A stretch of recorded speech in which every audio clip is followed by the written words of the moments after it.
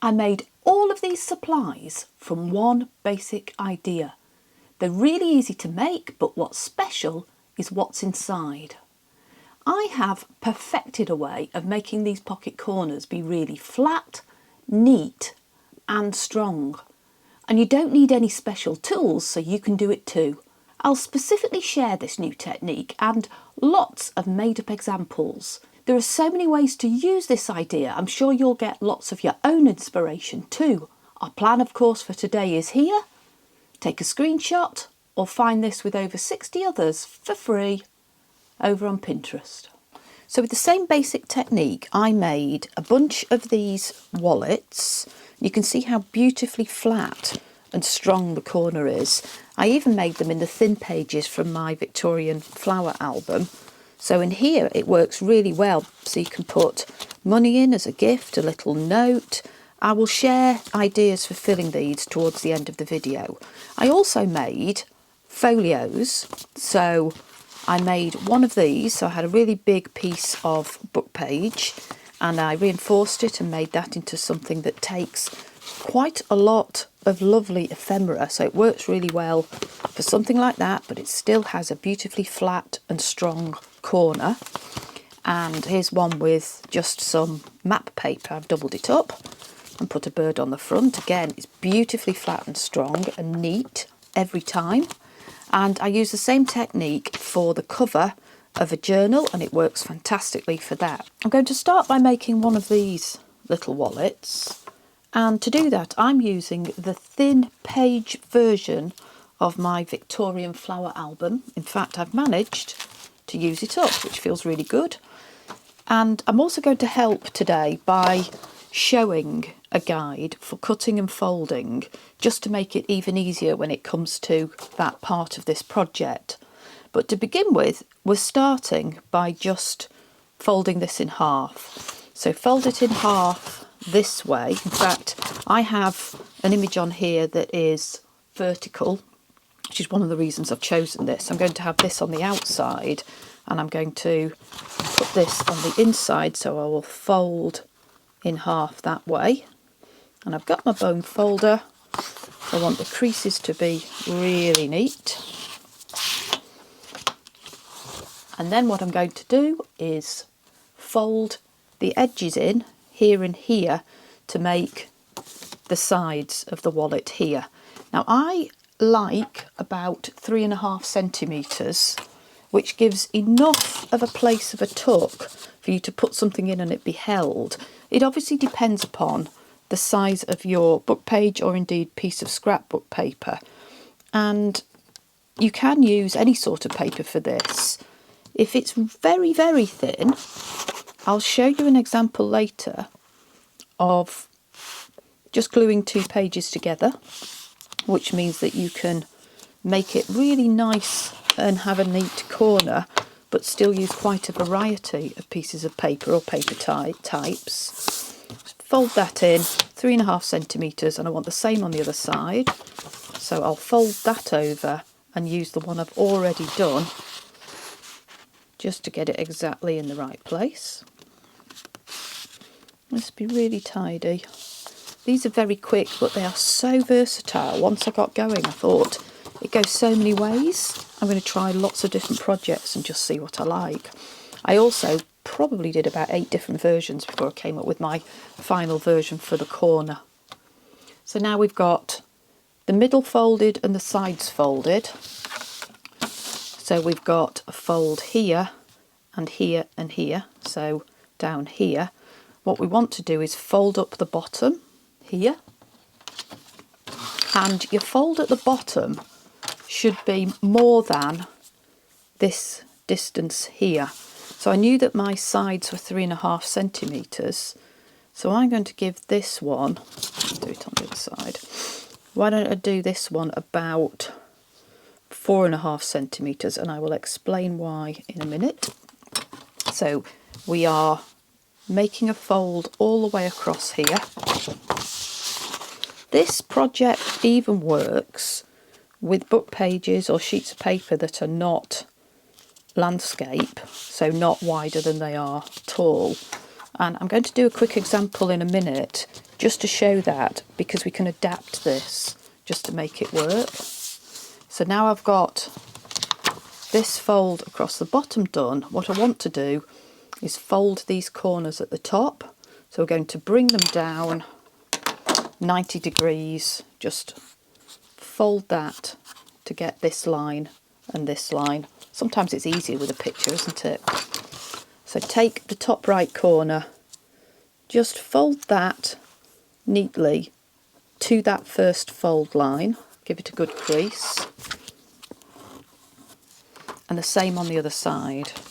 So take the corner and just make a right angle, fold at the crease,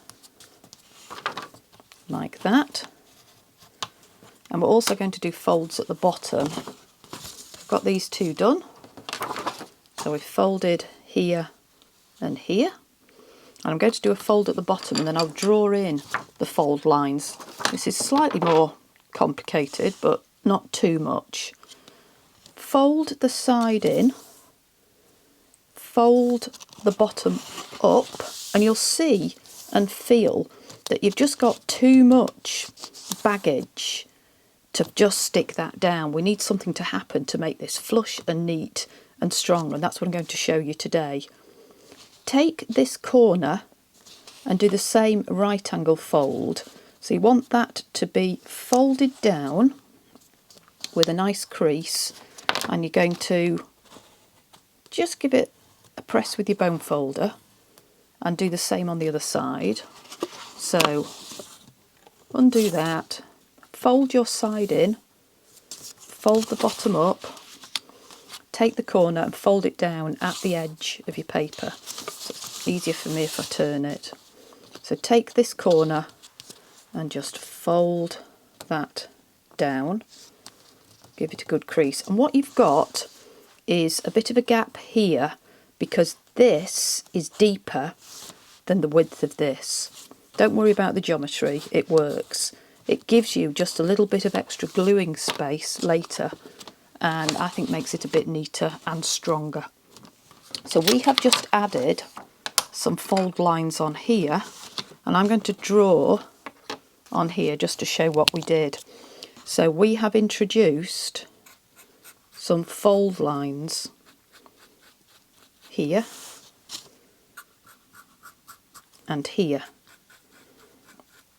And what we're going to do is do some cutting, and we're going to use those fold lines as a reference so that we know where to cut. Let's do the easiest bit first. We want to trim a little bit off here and here, and what that will do is make it flush when we glue down these top two corners.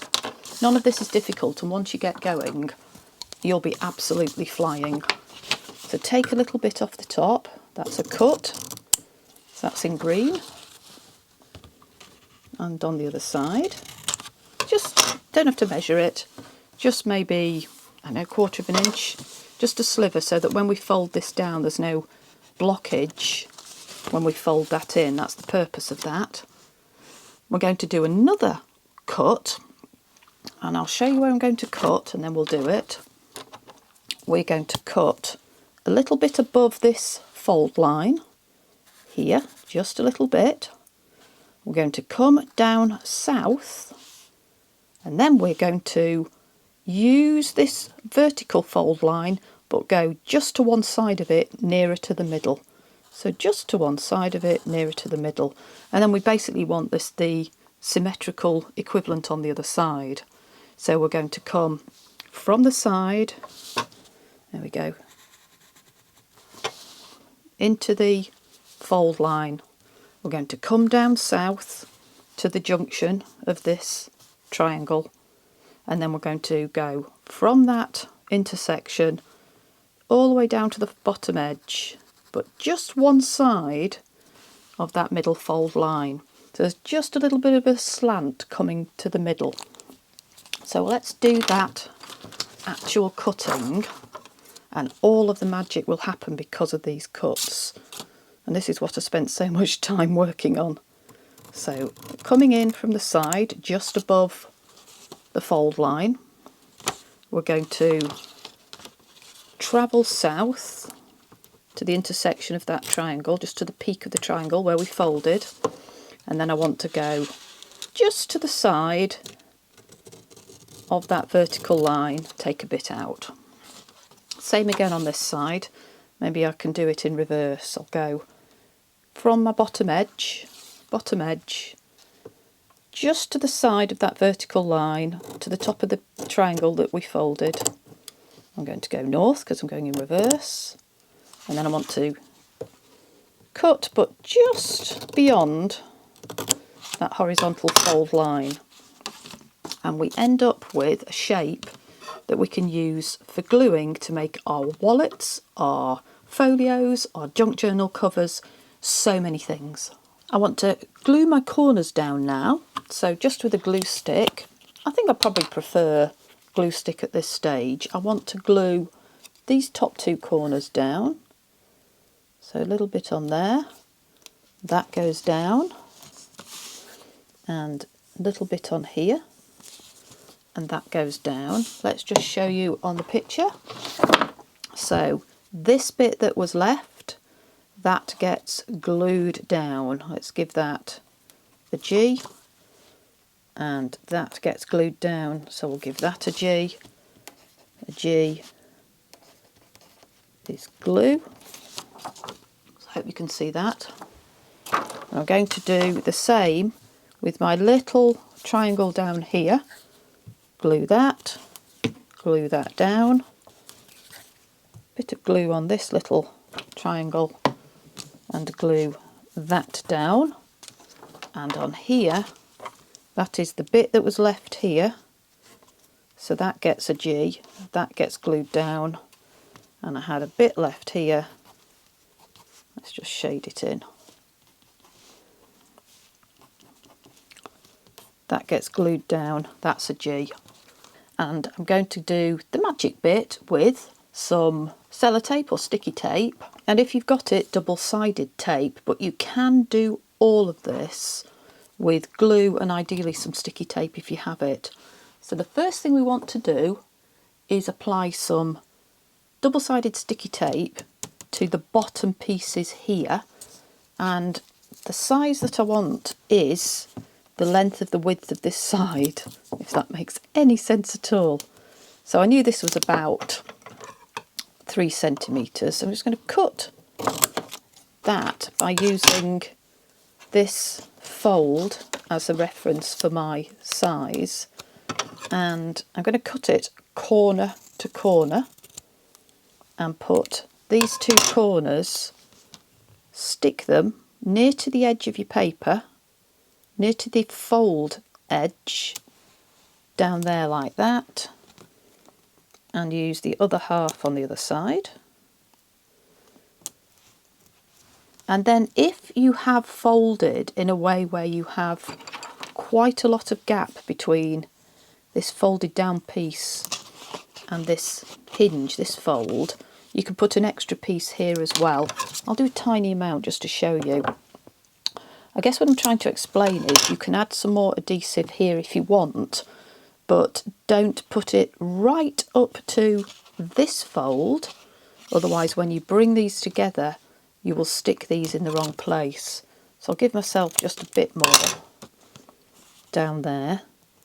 We took a tiny amount off here, and that is what we're managing around at the moment. I'll put a tiny amount down here.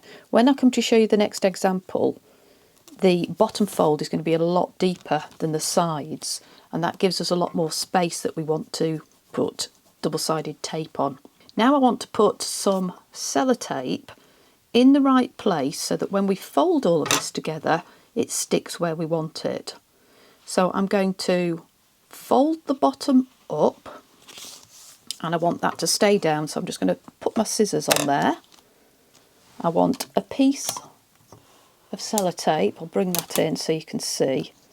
Not measuring this. Piece of sellotape. So the non-sticky side is currently up. I want to turn it over, put that with the non-sticky side down on top of my bottom folded piece of book page, move it towards the fold that's vertical, and then fold this side in. And effectively what we're doing is getting sellotape on this vertical fold, but high enough up so that when we bring these together, this will tape to this. We'll do it again on the other side. You've got to be careful once you've done one. In fact, I'm going to make that a bit shorter. I don't need all that length. Otherwise I'm going to get my sticky bits in the wrong place. Take a piece of sellotape. I've got this bottom piece folded up. Take a piece of sellotape, maybe like a couple of inches long, and with the non-sticky side facing down, you're not actually sticking it to anything at the moment, place it so that the tape goes towards this fold, not quite there, and just beneath the edge of the folded up piece, and press that down. Super.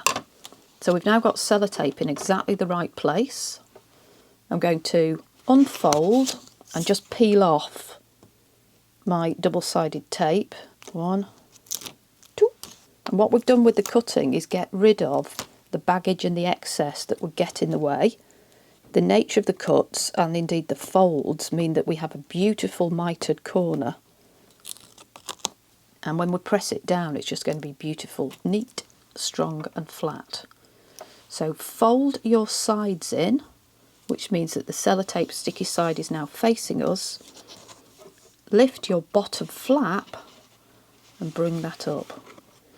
And magically, you've got a beautifully mitered corner and all of the tape is in the right place, which means that you can use this as a little wallet and it closes flush and flat.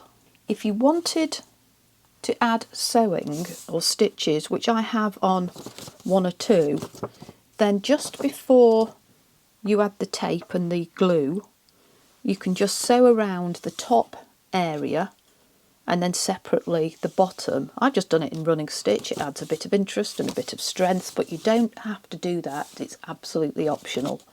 And I've used one of these just to fit a number of dollars in, a little note, just something very special for somebody, just a lot of fun. It's the perfect size. You could obviously fill this with beautiful items and maybe send it as happy mail. I think that would be absolutely lovely for someone to receive. I also wanted to show you how to make this with different size book pages, and I have found, well, let's be honest, my husband found this absolutely gorgeous book, The Frampton Flora by Richard Mabey, The Secrets of Frampton Court Gardens. But although the images inside are absolutely sumptuous, it's obviously a ludicrously large size. In fact, I can hardly get it on the overhead camera. So I've been looking at this and wondering what to do, and I thought I would use this technique, this basic idea, to make a gorgeous little wallet and put some items in it. So let me show you how I've adapted this basic idea for a very large book page, albeit one that is more portrait in size than landscape like this. I've trimmed a tiny bit off the top just because I had a lot of excess white here, but other than that the process is pretty much the same. So I'm going to start with the fold in half and then fold the sides in, and I think these are just quite narrow. They look a bit less than last time. Yes, that's 3 centimetres, which is about 1 1/4 inches. So I've gone for probably what's the minimum amount you want to fold in at the sides. And then I'm folding up, but significantly more than the side width because I've got all of this height to play with. As you can see, I'd actually made the folds already, but I'm at the stage now, having done the folding, where I want to use my guide and fold at the corners. So I'm going to create these diagonals in brown, these folds, and we're going to create our little triangle, our little pyramid picture at the bottom. So easy peasy, take a corner and fold that down. This is quite thick paper actually, so plenty for making this particular project. Fold that down. But if you wanted to do this project with thinner paper, just glue a couple together. I'll show you an example in a few minutes of one that I've done, and it works really well because we take all the excess thickness away and it still works with a neat corner. So I want my bottom fold now, so I fold one side in and fold this up, and then use the edge of here to know where to fold this down to. So getting just a little corner here and a lot of spare here, which we'll see in a minute. We can put our double-sided tape on to make sure that all of this glues together. So I'm going to unfold, fold my side in, fold the bottom up, take my corner and fold that corner down. Make it nice and flush. If you make it nice and well creased, you'll be able to see your cut lines that much more easily. So now I'm going to do that cutting and take a bit off the top here. Just a little slice, no measuring required. Snip from the side to your fold line. Snip from the side to the fold line, just take a little slice off, and then we're going to do the cutting down at the bottom, which is probably the more complicated bit. So we need to go in from the side just above the horizontal, travel south all the way down to this top of the triangle, and then go just on the inside of that vertical line. So in from the side, travel down that vertical line. It's easier to see on this one. And then just on the inside, same again on this side.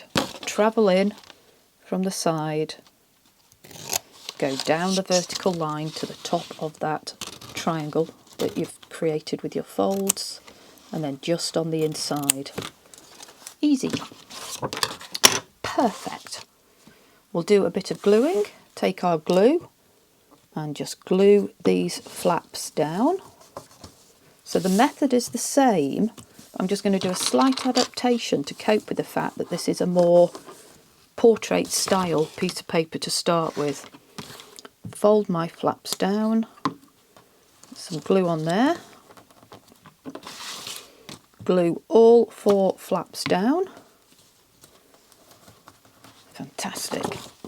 Now we want to go for double-sided tape and then cut it corner to corner. Use your triangle to place it near to the edge, so near where your fold is, the exterior fold. Get that on there, and use the other one in exactly the same place over here. So put your double-sided tape on that little triangle, and now we've got all of this space here. So I'm going to add, you can see where I'm coming from now, can't you? It's working. I'm going to add some tape here, but I'm not going to go all the way to this fold because I don't want to just get in the way of where we cut a bit off here. So I've got that lined up ready to peel off and stick in a minute. We need to measure our sellotape now and get that in the right place. It does help if you have one of these with a delivery mechanism, but I'm sure we'd cope without. So I'm going to fold up the bottom flap, use my scissors just to keep that down, take a piece of tape,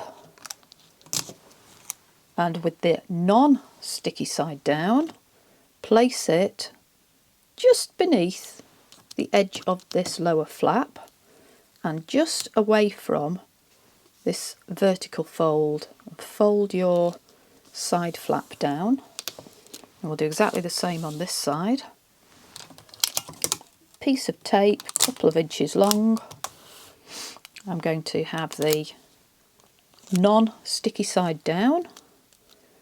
I'm just using this bottom flap for positioning. Bring the side in. Now we want to peel off from the double-sided tape.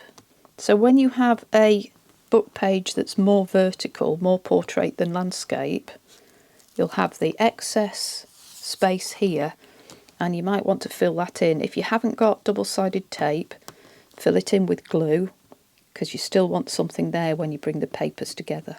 Fold the sides in, and the tape's in the right place. Fold these up, and how beautiful is that corner? Nice and neat. It's flat, we've taken the excess paper off, and it's strong because we've got tape all the way around it. What I did with one of these was just add a little bit of extra embellishment. So I could have a little bird down here.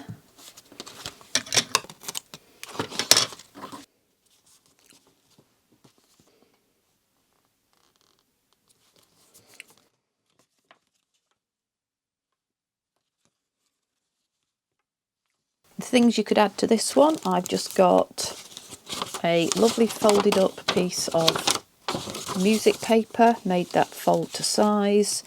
I've made a little, I think that's baking paper that I've sewn around. I've added some lovely papers and another bird. The right shape, so that could go in there. Oh, a lovely pocket with a sewn pocket on the front. I've got some bits of paper in here and a little bit of handmade snippet, video coming on that soon. And what else can we add? I've got a hand-drawn journal card with a pot of lavender, journal card with a butterfly, piece of book page with mushroom and another mushroom, just lots of lovely items. So that could go as either something in your Etsy shop, or it could be something that you gift as happy mail. That would be lovely to receive. And I think it works so well with this quality of paper, but we're still using a book page, and it's beautifully slim and neat and tidy and just perfect. I've got a few more examples to share with you just to give you a bit more inspiration, but also just to give you a little slight adaptation or a bit of augmentation to this technique, so that you can make not just wallets but beautiful folios and even turn it into a junk journal cover. So I started with the smaller wallets today, and I've made them up not only in that Victorian flower album paper and the other larger page, but I made loads of them in this design of book page that comes from, well, in fact, some of you may recognise it. It's a book about birds that I used a long time ago when I made this folio, and I wanted to do something with the rest of the pages. So this was a larger folio. I've got a video on my channel making this if you're interested, and I will link that in the description box down below. That was a lot of fun, but the pages that were left needed using, so I have made, because these are so quick and easy, just lots and lots of these little wallets, and these will be ready now for happy mail or just adding extras when I sell one of my journals in my Etsy shop. So that's more use of book pages to make wallets. I've also made, in fact, one of the first things I made was from a very large piece of book page, a folio. So for this one, rather than just folding down the middle to start with, I added 1/8 of an inch either side to just add a little bit more capacity when I fold it. So just give yourself a little bit of a spine effectively, and I've got that on here. You may not be able to see it. I've also sewn around this one, which I think just finishes it off, but I've been able to put inside it lots and lots of things because it's nice and big.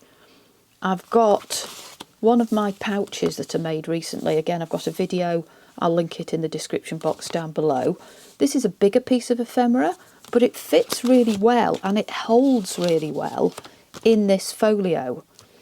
I also, just before we stuck it all together, added a little bit more ballast, a bit more support to the back of the folio.